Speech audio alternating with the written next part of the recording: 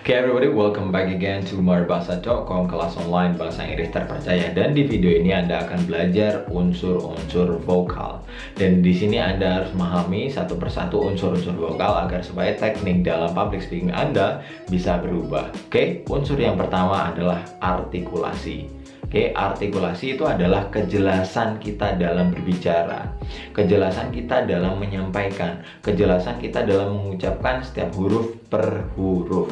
Jadi bukan hanya sekedar ngomong, tapi artikulasinya pun juga harus jelas. Agar supaya apa? Agar apa yang ingin Anda sampaikan kepada penonton itu tersampaikan secara sempurna, terdeliver secara sempurna juga. Maka artikulasi Anda pun harus jelas. Lalu pertanyaannya adalah bagaimana cara melatih artikulasi?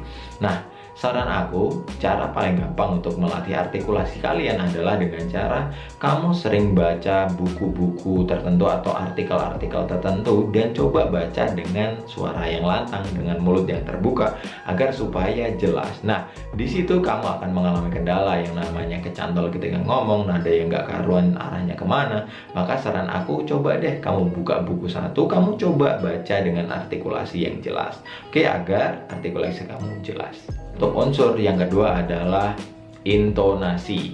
Ya, intonasi adalah suara, naik turunnya suara atau ketukan suara.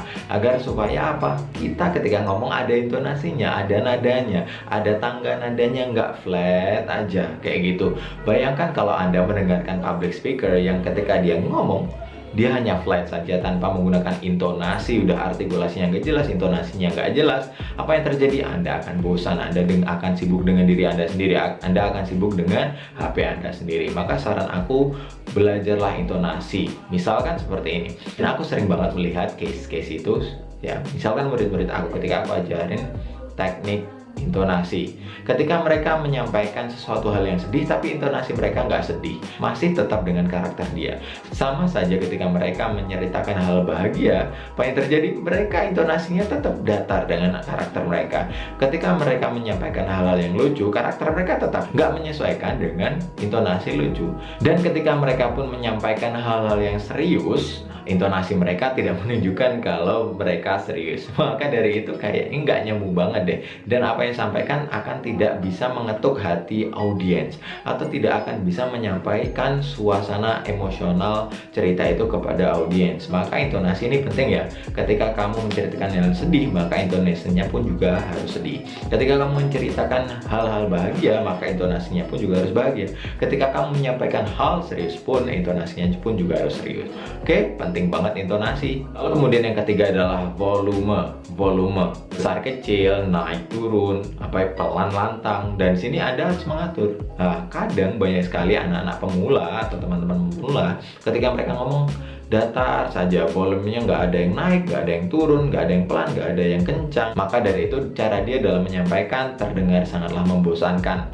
Flat, datar banget. Maka cobalah untuk melatih volume Anda ketika Anda ngomong. Kadang harus Anda naikkan, ketika mulai serius dalam hal-hal tertentu Anda harus turunkan. Ketika hal-hal tertentu mungkin Anda harus cepatkan, ketika hal-hal tertentu mungkin Anda harus lambatkan volumenya. Oke, unsur selanjutnya adalah tentang pause.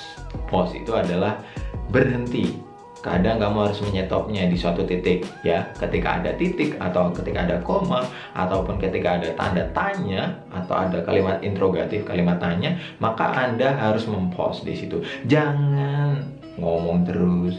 Karena kenapa? Kalau ngomong terus kita nggak akan tahu mana sih yang kalimat tanya, mana sih yang kalimat negatif, mana sih yang ada koma, mana sih yang ada tanda tanya. Di situ juga kita tidak akan paham sebagai audiens. Maka saran aku, ketika Anda menemukan hal-hal tersebut, Anda harus nge-pause atau memberhentikan sejenak lalu kemudian Anda melanjutkan lagi.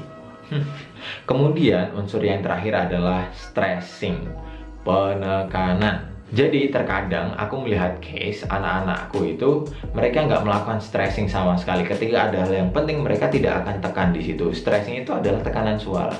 Maka Nah, gitu. Maka yang perlu Anda perhatikan adalah cara saya stressing, cara saya menekankan. Nah, ini yang disebut dengan stressing.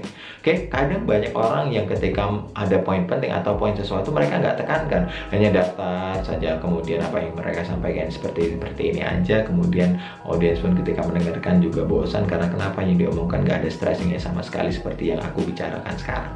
Nah, kira-kira bosan nggak penonton? Kira-kira bosan nggak penonton kalau mendengarkan public speaker yang ngomongnya kayak gini? Pasti bosan. Oke, stressing. Nah, ini dia ya semuanya teman-teman, hal yang berkaitan tentang public speaking. Semoga teman-teman paham dan Anda harus melakukan hal-hal yang perlu Anda lakukan. Oke, unsur-unsur dalam vokal Anda harus paham betul. Oke, teman-teman. Bye.